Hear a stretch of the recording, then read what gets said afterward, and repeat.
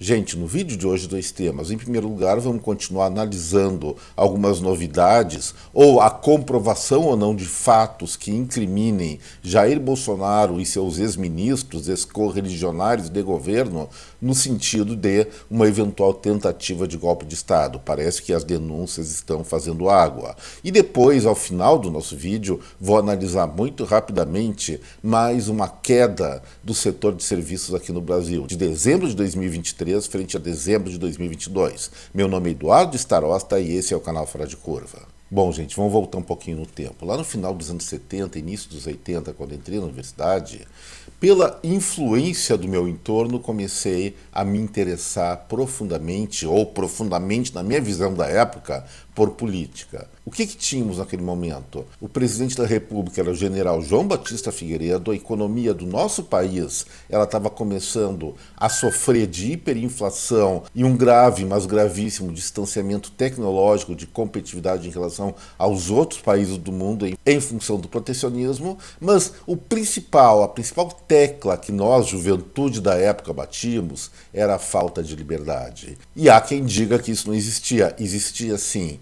Era uma ditadura, não se tinha liberdade de expressão, não se elegia presidente, não se elegia governadores, prefeitos da capital ainda não. Para piorar, existia um órgão vinculado ao Palácio do Planalto, chamado Departamento de Censura Federal, onde todas as coisas que deveriam ser divulgadas ou poderiam ser divulgadas à população brasileira passavam pelo crivo de pessoas com uma habilitação questionável para isso. E a briga nossa era pelo quê?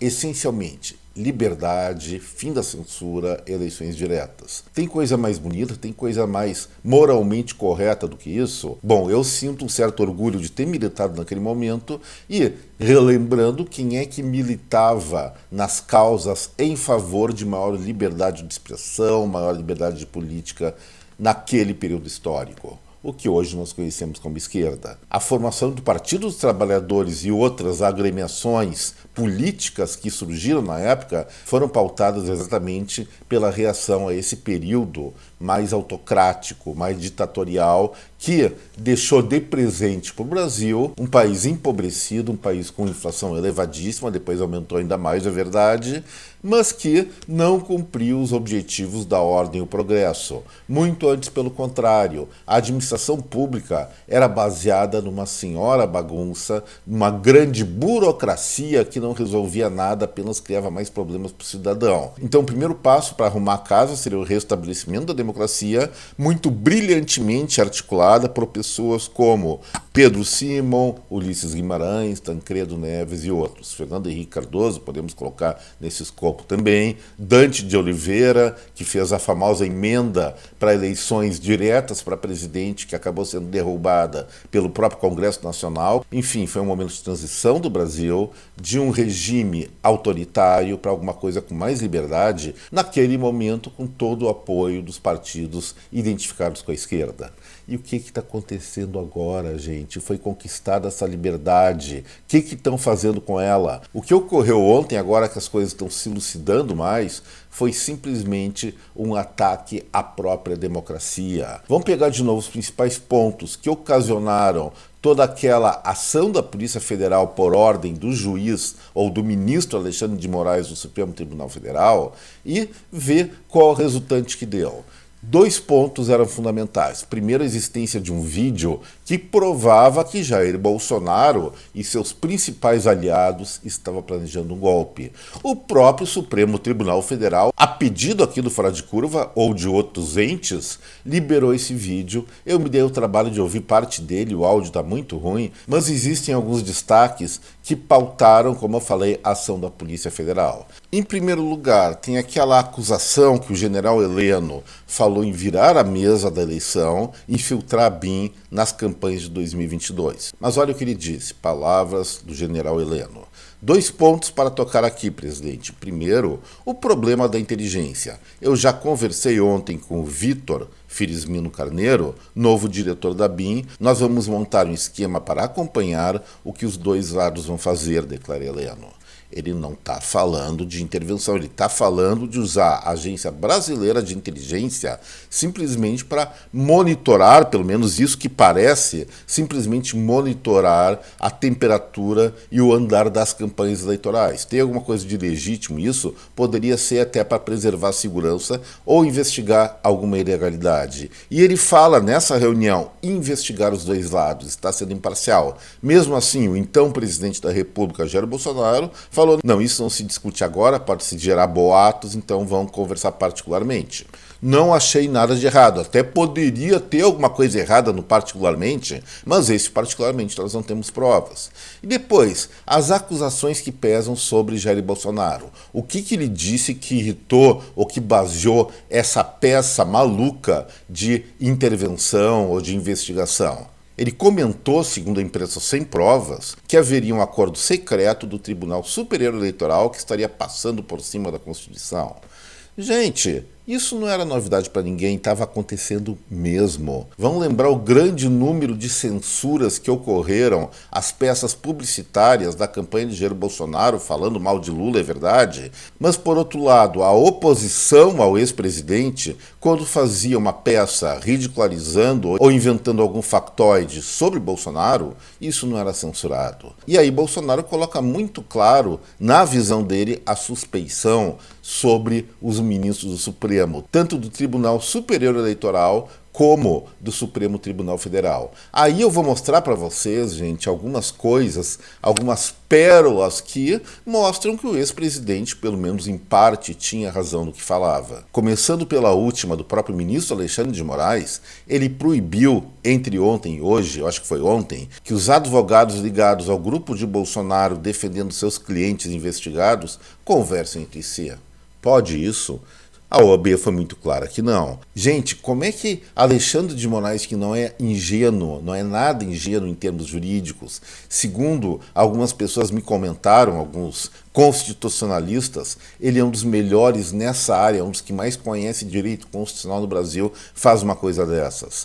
Lógico que a OAB se manifestou, ainda bem, contrariamente a essa arbitrariedade. Se isso não é parcialidade, advogado não poder conversar com o advogado, até entenderia que réu não pode conversar com o réu para combinar eventualmente uma cariação ou um depoimento idêntico. Mas advogado, falar com outro advogado, até para ver como andam as peças do processo, isso é realmente um absurdo. Acredito que seja, não estou com a Constituição do lado, mas acredito que seja inconstitucional. Outras coisas que podem causar suspeição dos ministros do Supremo. Nem vamos prolongar muito, senão a lista é enorme. Lembra das frases aqui sintetizadas pela CNN do ministro Luiz Roberto Barroso? Só vou deixar uma aqui de memória na cabeça de cada um. Derrotamos o bolsonarismo.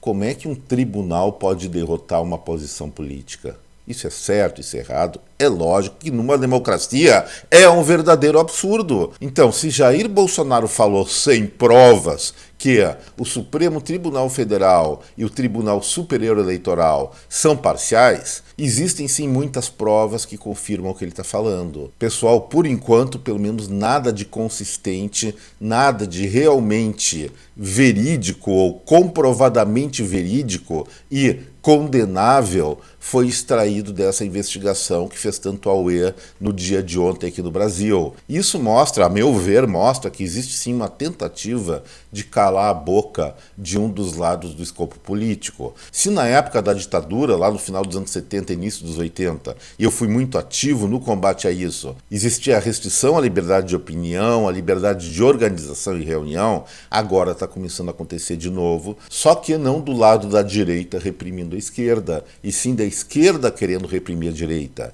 Eu diria o seguinte: esses direitistas repressores e esses esquerdistas repressores também são tudo farinha do mesmo saco. O que eles querem não é um modelo de governo, eles querem simplesmente o poder, e é isso que está acontecendo. E se a sociedade brasileira baixar a cabeça perante a isso, gente, nós estamos muito, mas muito desferrados. O Brasil, sim, tem vários problemas atualmente, mas nenhuma ditadura, nenhum lugar do mundo, pelo menos na modernidade, conseguiu consertar problemas que se aprende a tratar da melhor forma através da tentativa e erro. E o erro é a melhor coisa, é a coisa que mais enaltece a democracia, porque nós podemos revisá-lo através de novas eleições e aprender a fazer as coisas corretamente. Eu acreditava que esse nosso país estava caminhando para esse caminho, mas pelo jeito quem tem poder agora, jurídico e até dentro do executivo, não está muito afim disso, quer mesmo é mandar, e isso acaba sempre em miséria, em bagunça,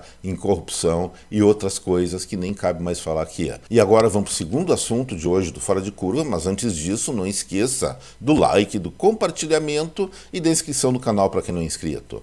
Hoje, o IBGE divulgou o último dado do setor produtivo referente ao mês de dezembro do ano passado. Foi o setor de serviços que abrange a maior parte da economia brasileira. E conforme eu tinha previsto aqui no quadro que vem por aí da segunda-feira, esse setor, essa atividade econômica, que é um verdadeiro saco de gatos, então não dá para chamar propriamente de atividade econômica, mas sim de grande setor, registrou uma queda de 2% do indicador de dezembro de 2023 frente ao mesmo período de 2022. Como eu falei, isso já estava previsto pela própria dinâmica dos meses anteriores. A economia brasileira está se desacelerando e isso certamente se concentra no setor ou no grupo de atividades mais importantes ou mais expressivos do país, pelo menos nos dias de hoje. E aí, o que aconteceu? Serviços prestados à família, basicamente turismo e restaurantes, cresceu 7,6%. Isso é compreensível porque lá em 2022 as pessoas ainda estavam com medo de conviver por conta da pandemia. Isso acabou, já ficou esquecido em dezembro de 2023, ou seja, 2 meses atrás. Mas continuando, serviços de informação e comunicação também cresceu 2,4%. Tivemos serviços profissionais administrativos e complementares, que é basicamente todas as consultorias, serviços básicos ou serviços gerais, fechou em queda de 1,2%, transportes, retração de 5,5%, com queda fundamental na área de transportes rodoviários e aéreos, também pelo que aumentou o preço das passagens. Para ter uma ideia, o transporte aéreo caiu 24,1% em termos de volume de serviço prestado, ou seja, pessoas embarcadas em avião, de dezembro de 23 frente a dezembro de 22, por conta certamente do absurdo que ocorreu do aumento das passagens aéreas nesse período. E outros serviços que envolvem aí sim é o saco de gatos do saco de gatos, retração de 10,9%. Agora, uma olhada geral. Deixa eu mostrar só um gráficozinho para vocês, mas é muito esclarecedor e mostra onde eu quero chegar. Depois, efetivamente, da pandemia, o setor de serviços passou por uma grande recuperação, inclusive superando o período de atividade do pré-pandemia. O que na minha análise aconteceu?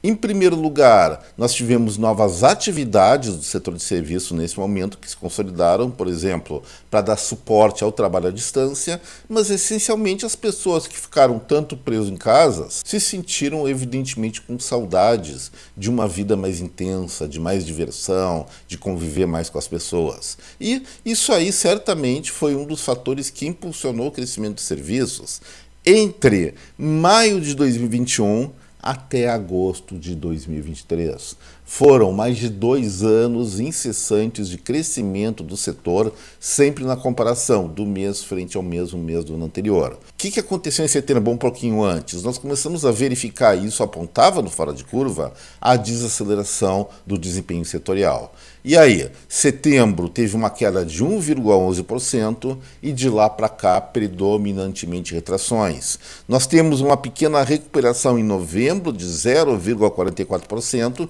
isso é um dado revisado do IBGE. No indicador efetivo divulgado no mês passado também estava queda, mas a tendência retracionista acabou se confirmando com o dado de dezembro, queda de 1,57%.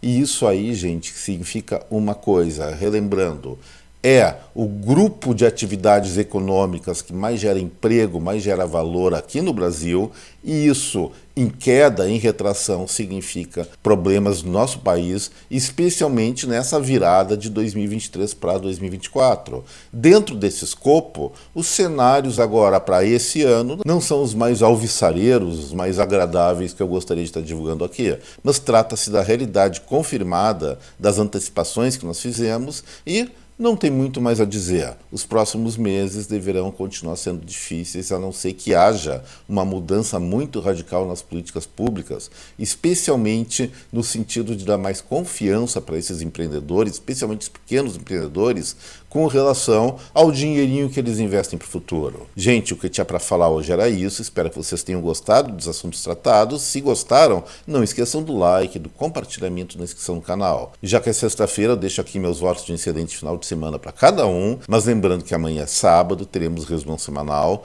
Um forte abraço, até breve, tchau pessoal!